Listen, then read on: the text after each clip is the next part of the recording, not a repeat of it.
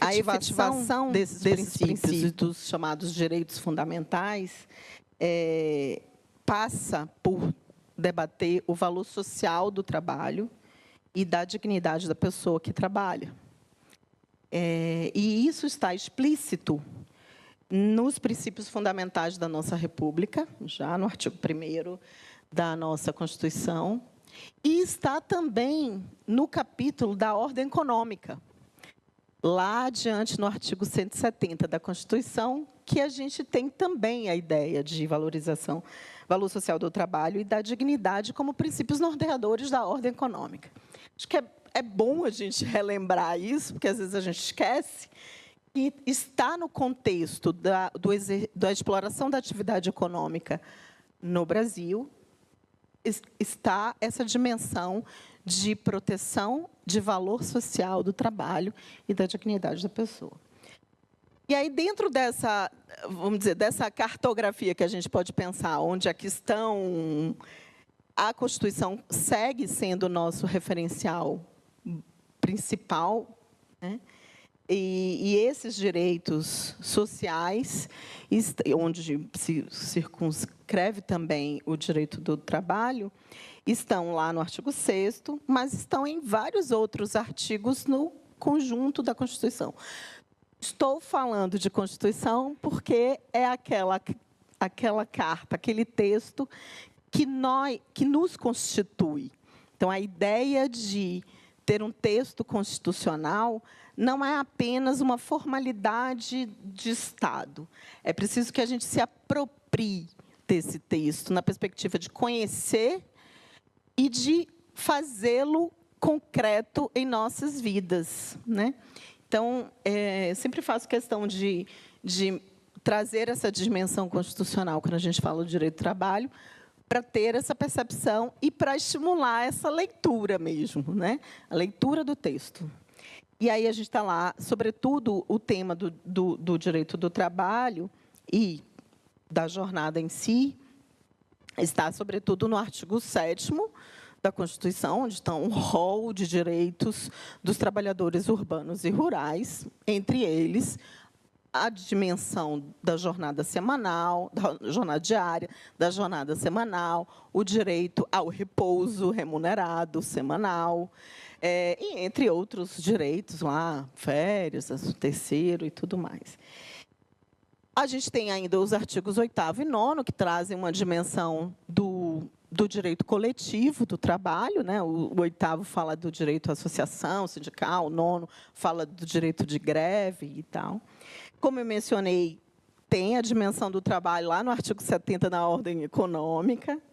Aí a gente tem todo o desenho da seguridade social, lá no artigo 195, né, que é aquele tripé de proteção social, que, no nosso caso, também foi uma conquista excepcional na nossa Constituição, a ideia da seguridade no desenho constitucional que nós temos, no tripé saúde, assistência e previdência, né? E, no caso para quem trabalha mais diretamente essa dimensão da previdência social, que também está lá posto no artigo 201 e outros.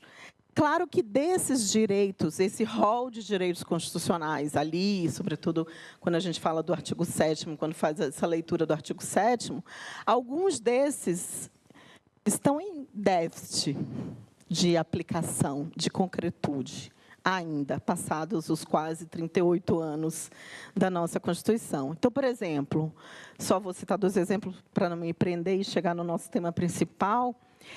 A regulamentação da demissão arbitrária está lá no artigo 7º. Nunca conseguimos regulamentar em lei como se daria isso. O empresariado brasileiro tem impedido a tramitação e a evolução de uma normatização melhor sobre o tema. A dimensão da automação, a proteção do trabalho, de quem trabalha, em relação ao desenvolvimento da automação. A gente também tem um déficit. A gente tem uma dívida ainda para dimensionar numa legislação, entender o que é esse desenvolvimento tecnológico, sobretudo no setor produtivo, que interfere, sim, nos mecanismos de produtividade, na forma de trabalhar. A gente não tem um parâmetro legal, quer dizer, abaixo da Constituição, que melhor dimensione esse direito que está posto lá. Então, a gente tem alguns déficits. Por exemplo, a proteção contra a diferença salarial entre homens e mulheres. Agora, recentemente, no governo Lula III, conseguimos aprovar uma lei que aborda e que enfrenta esse tema da diferença salarial para a mesma função e que virou objeto de uma ação de inconstitucionalidade por uma das confederações patronais, porque não admite abrir esse segredo, que não é segredo na lei, óbvio que ninguém vai interferir na individualização de quanto ganha cada pessoa, não é disso que se trata, é na dimensão da compreensão coletiva e do enxergar, da visão que precisamos ter, porque a gente até hoje tem uma diferença de salários entre homens e mulheres, mesmo atuando nas mesmas funções.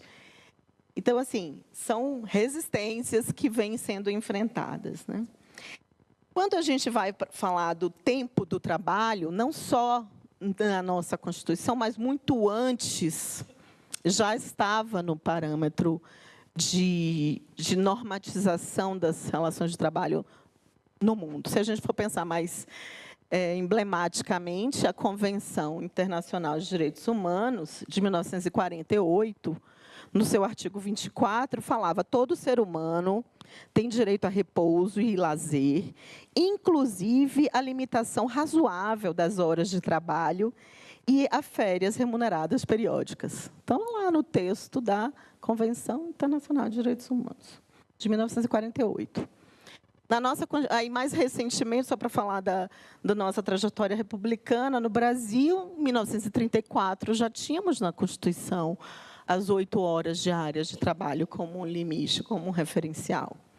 Mas é claro que eu estou falando isso para chegar na Constituinte de 87, 88, que cravou as 44 horas, que é o que temos hoje, como um parâmetro limite máximo de jornada. Lembrando que ali tínhamos uma jornada legalizada em 48 horas. E aí é bom sempre lembrar, a Constituinte de 87 e 88 é objeto, inclusive, de estudiosos mais variados no Brasil e no mundo, pelo movimento social que foi estimulado, que foi... e aí a gente tem uma testemunha super ocular aqui, aliás, não só ocular, mas de atuação precisa, que é o professor Zé Geraldo, mas imagino que talvez outros aqui presentes podem ter contribuído naquele processo constituinte, em que se debateu, entre tantos outros temas, e com muita participação social, a redução de jornada.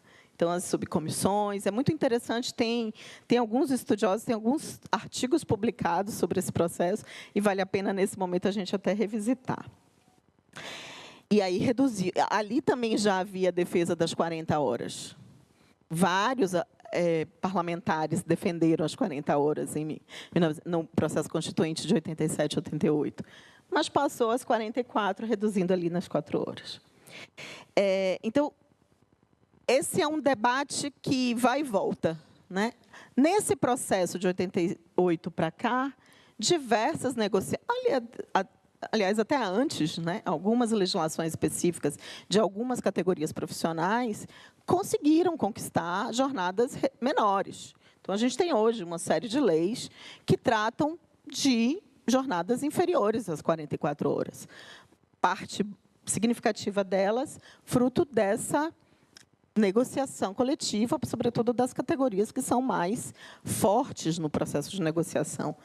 E não só sobre a jornada semanal, mas também sobre esse tempo de menos de 6 dias de trabalho por semana, né? Então, a gente tem um número significativo, eu até coloquei alguns números que depois a gente pode falar, mas que eu brinquei falando números que conversam sobre o nosso assunto, mas hoje a gente tem um contingente de 13,5%, por exemplo, de brasileiros assalariados que trabalham 48 horas e mais. E a gente tem uma média de 47% dos assalariados com jornadas acima de 40. Em números absolutos, a gente tem 14,8 milhões de pessoas que fazem a jornada 6x1, a escala 6x1, dentro de um total, em 2025, estou falando dados da RAIS de 23 consolidadas, de 47,7 milhões de vínculos seletistas, a gente tem 14,8 com jornada com escala 6x1. Temos em torno quase 2 milhões com jornada em turnos de revezamento, ou jornada de 12 por 36 semanais, 12 horas por 36 de trabalho por 36 de folga, e cerca de 3 milhões, mais ou menos, que não estão classificados. Então, os dados dos números oficiais, tanto da RAIS quanto do CAGED, eles devem ser lidos com muita precisão para não gerar números equivocados. Então, muitas vezes vocês vão ver números variados, porque aí depende da fonte sobre a qual se consulta para ter essa dimensão, né? Bom, aí já caminhando, não sei como é que está meu tempo, mas perdi um pouco a noção, mas assim, eu acho que esse debate sobre a redução de jornada e o fim da escala 6x1,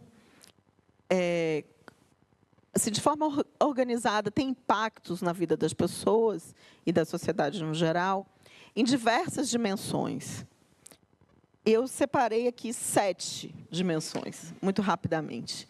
O efeito sobre as mulheres. As mulheres são mais afetadas por uma jornada mais longa, porque a gente sabe da divisão das nódoas do patriarcado ainda em curso, né? E como a divisão sexual do trabalho é ainda uma questão que envolve a vida das mulheres. Então, a dimensão dos afazeres domésticos e das atividades de cuidados recai, sobretudo, sobre as mulheres. Então, a jornada delas, somada à jornada do trabalho remunerado, esse é o trabalho que a gente chama de trabalho reprodutivo, somada à jornada de trabalho remunerado, as mulheres têm 20 horas a mais, considerando que os homens têm 10 horas a mais. Então, assim, as mulheres trabalham o dobro nessas atividades reprodutivas. Então, uma redução de jornada ou uma redução da escala, ela afetará necessariamente essa mulher. Para quê? Para o que ela quiser, né? Seja mesmo para o autocuidado, seja para a dimensão familiar, seja para descansar, seja para o lazer, seja para qualquer outra coisa que atinge homens e mulheres, mas, sobretudo, a essas mulheres que têm uma jornada excessiva, a redução de jornada e da escala vai trazer uma qualidade na vida dessas pessoas. Então, a gente está falando de mulheres que, muitas vezes, acabam sendo maioria na informalidade, ou até aceitam trabalhos com menor remuneração ou menor qualificação do que ela tem, para dar conta desse outro trabalho, o trabalho reprodutivo. Então, se você tem uma redimensão do tempo para trabalhar, você permite melhores condições na vida das mulheres. Um outro impacto sobre o adoecimento dos trabalhadores e das trabalhadoras. Então, assim, o Brasil é o segundo país com mais casos diagnosticados de estresse no mundo, atualmente. São dados de uma organização internacional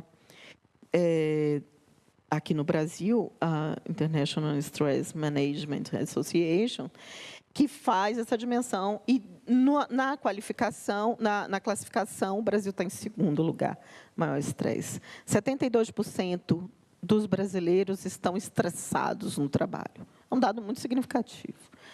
Em 2022, esse é um dado que eu tenho consolidado por uma pesquisa do CESIT Unicamp, que é um centro de pesquisa da Unicamp, mas que dimensionou que em 2022, mais de 209 mil pessoas foram afastadas do trabalho no Brasil devido a problemas de saúde mental. Isso sem contar adoecimentos de outra natureza, né? E de acidentes de trabalho e tudo mais. Só para a gente mencionar o quanto a redução de jornada e a redução na escala de trabalho pode ter uma dimensão, inclusive o impacto, é o terceiro ponto, nos investimentos e na demanda da saúde pública. A Organização Mundial da Saúde e a OIT mencionam que a jornada mais alongada causa doença cardíaca isquêmica e acidentes de trabalho maiores do que se jornadas forem menos alongadas, né? Eu não trouxe aqui os números, mas é fácil de localizar nas últimas pesquisas. Além de morte, né? Porque aí, no geral, o acidente pode ter essa dimensão direta com morte. Geração de emprego, aí para falar de um quarto aspecto da importância dessa redução. O DIEESE fez um levantamento, um estudo muito preciso. O DIEESE é uma entidade de estudos e pesquisas no mundo do trabalho, fundamental, assim, que nos subsidia tecnicamente nos debates, sobretudo das entidades do campo dos trabalhadores. O DIEESE fez um estudo sistemático que diz que a redução da jornada de trabalho para 48 horas semanais no Brasil, sem redução de salário, tem potencial de gerar 3,6 milhões de novos postos de trabalho. Porque a gente está falando de uma dimensão de setores que não param e não podem parar, eventualmente não podem parar, ou optaram por não parar nos 7 dias da semana, e que vão, com a redução de jornada, com a redução de escala, necessitar da criação, abertura de novos postos de trabalho. E esse número é significativo na possibilidade de geração de novos postos formais de trabalho. Uma outra dimensão, automação, outro nível de impacto que a gente pode pensar em relação ao fim da escala 6x1 ou da redução de jornada semanal, é o quanto a classe trabalhadora merece a distribuição dessa renda retida, aumentada aqui no Brasil e no mundo, de quem detém o capital. A gente tem, em razão da automação e, mais recentemente, da IA, a capacidade de produtividade aumentada pelo incremento tecnológico no setor produtivo e, mais recentemente, pelos avanços da inteligência artificial, não foram esse avanço e esse enriquecimento decorrente dessa alta produtividade não foram repartidos com quem trabalha, com o elemento humano da relação de trabalho. Então, a gente tem um aumento de lucratividade e não tem uma compensação para quem trabalha. É disso que se trata a definição da redução de jornada e de escala 6x1. Se tiver um aumento no custo do trabalho, ok. Vamos dividir um pouco desse lucro que foi aumentado nas últimas décadas, sobretudo com o avanço tecnológico. Então, a gente talvez precise enfrentar mesmo isso, né? Tem todas essas dimensões, inclusive tem pesquisas que demonstram que o trabalhador com menor jornada, com uma jornada 5x2, até produz mais. Tem várias pesquisas sobre isso, aumento de produtividade, porque como ele sabe, essa trabalhadora ou esse trabalhador sabe que vai ter apenas aqueles dias de semana, há um estímulo para produzir mais, porque sabe que a sua dimensão do tempo pessoal vai estar assegurada de melhor forma, com mais dignidade. Então, há pesquisas que demonstram efetivamente um aumento de produtividade quando há aplicação de uma redução de jornada. Mas, independente disso, a gente está falando de um incremento de lucro do setor econômico não foi compartilhado com quem trabalha. Então, a gente tem vários casos em outros países, eu vou citar apenas um, por conta do tempo, na Alemanha, setor metalúrgico, automotivo.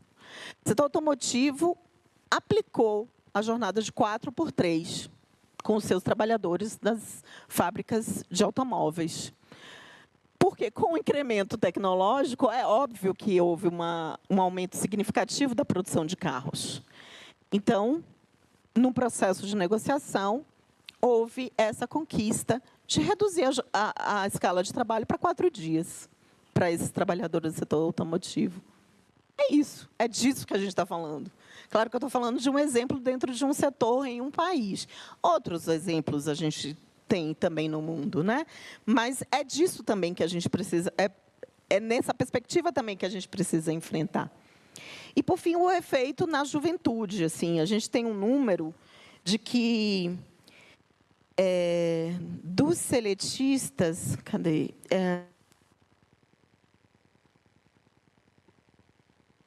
Proporcionalmente, 38% dos jovens têm uma jornada mais longa em relação aos adultos de 30 a 39 anos, que são 33%. A gente está...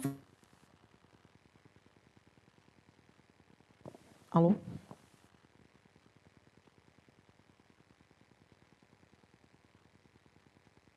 Acho que falei demais, já está na hora de acabar, mas já estou encerrando. A gente está falando de uma juventude que precisa de tempo ainda para estudar, um tempo para se qualificar, um tempo para viver a sua juventude, né? E a gente está falando, isso é direito. Direito ao lazer é também direito, né? Não é luxo.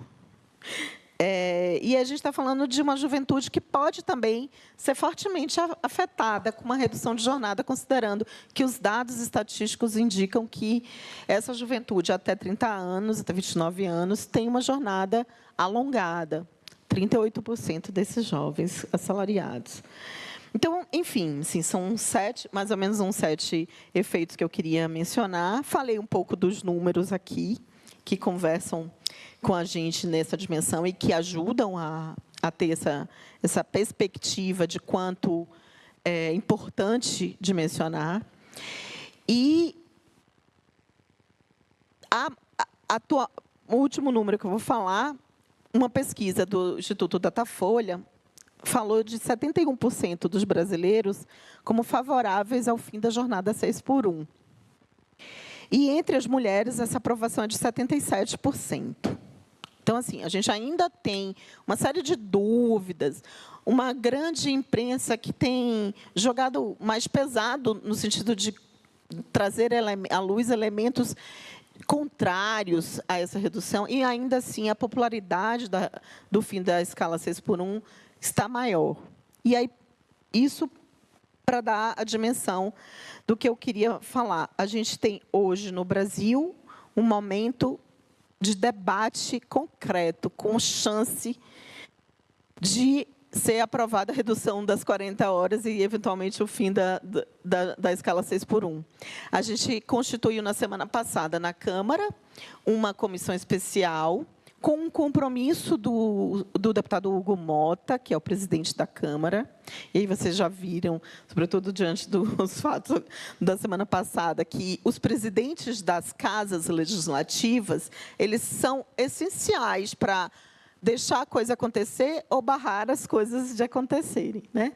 Nesse caso, o Hugo Mota teria firmado um compromisso de tramitar e de levar ao plenário a proposta de emenda à Constituição. Tem 2 propostas em discussão, mas que estão juntas e que devem gerar um texto novo. Uma PEC que é de 2019, do deputado Reginaldo Lopes, e uma proposta mais recente da deputada Érica Hilton, e que, enfim, deverá gerar um novo texto substitutivo pelo relator, que chama-se deputado Léo Prates, da Bahia, que agora acabou de mudar para o Partido Republicanos, que é o mesmo partido do presidente da Câmara, Hugo Mota. Então, a gente tem, visualizando... O presidente dessa comissão é o deputado Alencar Santana, que é do PT de São Paulo. E a gente está visualizando esse compromisso assumido de que ele vai deixar passar e que a gente vai conseguir fazer essa redução da jornada e o fim da escala 6x1. Não está fácil, não vai ser fácil fazer isso em pouco tempo. Já se fala em dimensões de fazer uma transição, reduzir aos poucos, enfim, a gente não sabe ainda, e é por isso importante diálogos como esse, para que a sociedade possa acompanhar, pressionar, comparecer, mandar mensagem, o que for, para os parlamentares, para que eles não, nesse processo de reduzir, não comprometam outros direitos, ou queiram fazer com que o Estado pague por essa redução agora, como tem algumas propostas aí circulando de compensação financeira para as empresas, o que seria um absurdo, né, dentro daquela dimensão que a gente estava falando, de vamos dividir um pouquinho esse bolo do lucro. A gente teve no Senado aprovação na CCJ, mas ainda parada no plenário, uma outra proposta de emenda à Constituição, do senador Paulo Paim, que também tem essa dimensão, mas que está parada no plenário e não temos visto uma chance dela prosperar lá no Senado, sobretudo agora que a Câmara tomou um rumo aí de apreciar as suas propostas que estão na casa. E, além disso, a gente sabe que o texto da Constituição não vai resolver todas as peculiaridades. Tem já categorias que têm jornadas diferentes, que têm condições diferentes de trabalho, que precisam ser adequadas, e, por isso, a gente vai precisar também mexer nas leis abaixo da Constituição. E existem vários projetos tramitando, e o governo federal, o Poder Executivo, agora mandou um projeto mostrando sua defesa em relação à redução da jornada e o fim da escala 6x1, sem redução salarial, que é o projeto de lei 1838, de 2026, que está lá no processo de tramitar na Câmara. Vamos ver se eles avançam, considerando que a PEC não vai resolver todas as peculiaridades, as especificidades das jornadas de algumas categorias, e a gente vai precisar desse detalhamento que é posto na legislação. Falei demais, mas era um pouco dessa dimensão geral que eu queria falar com vocês, ouvir depois as questões e, sobretudo, jogar à luz essas reflexões desses impactos. Obrigada. Olá, ouvintes. O evangelho de hoje é João, capítulo 15, 18 a 21. Nele, Jesus se dirige a seus discípulos com palavras fortes, dizendo: Se o mundo vos odeia, sabei que primeiro odiou a mim. E continua: Porque não sois do mundo, porque eu vos escolhi e vos tirei do mundo, por isso o mundo vos odeia. Mas o que significa aqui neste texto de João essa palavra mundo? É importante compreender bem esse termo porque, ao longo da história, ele foi muitas vezes interpretado de forma equivocada, como se Jesus estivesse condenando tudo aquilo que pertence à vida cotidiana, ou seja, a sociedade, o trabalho, a política, as relações humanas. A partir disso, surgiu a ideia de que o cristão deve se afastar da realidade social, como se o mundo fosse necessariamente algo sujo ou profano. No entanto, não é isso que Jesus quis dizer sobre o sentido de mundo aqui neste texto. Aqui nesta narrativa, o evangelista João usa da simbologia mundo, mas não para falar da criação de Deus, nem a vida humana em si, mas para falar de um sistema de poder que se fecha à verdade, que rejeita a justiça e que se opõe ao projeto de Deus. Trata-se das estruturas que, naquele tempo, estavam representadas tanto pelo Império Romano quanto por lideranças religiosas que se afastaram do espírito da lei e rejeitaram Jesus. Portanto, não ser do mundo não significa fugir da realidade, mas não se conformar com aquilo que desumaniza, que oprime e que exclui. Segundo os 4 evangelhos, Jesus fez exatamente o contrário de se afastar do mundo. Ele viveu profundamente inserido na realidade do seu tempo. Caminhou entre o povo, aproximou-se dos marginalizados, denunciou injustiças e anunciou um reino baseado na dignidade, na partilha e no amor. Sua vida foi um compromisso radical com a transformação da realidade, e foi justamente por isso que ele foi rejeitado. Nesse sentido, talvez possamos compreender melhor a palavra ódio aqui como rejeição. O mundo rejeita aquilo que o confronta, rejeita quem denuncia suas injustiças, rejeita quem não se dobra à lógica do poder, do lucro e do individualismo. Essa dinâmica continua atual.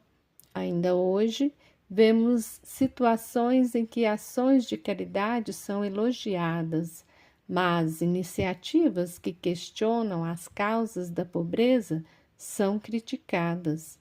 Quando se distribui alimento, há aplausos.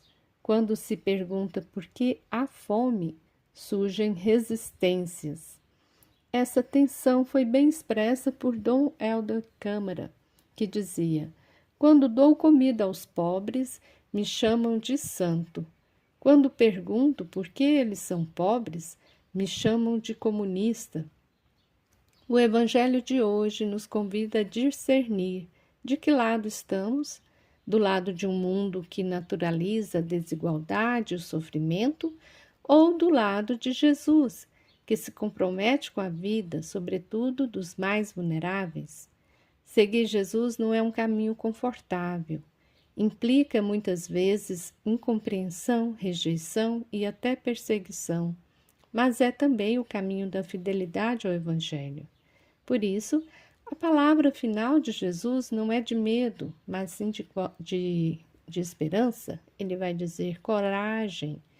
Permanecer fiel ao seu projeto é participar da sua vitória. Que possamos viver no mundo, mas sem nos conformar com aquilo que nega a vida. Que sejamos sinais de um amor que resiste, denuncia e transforma. Amém.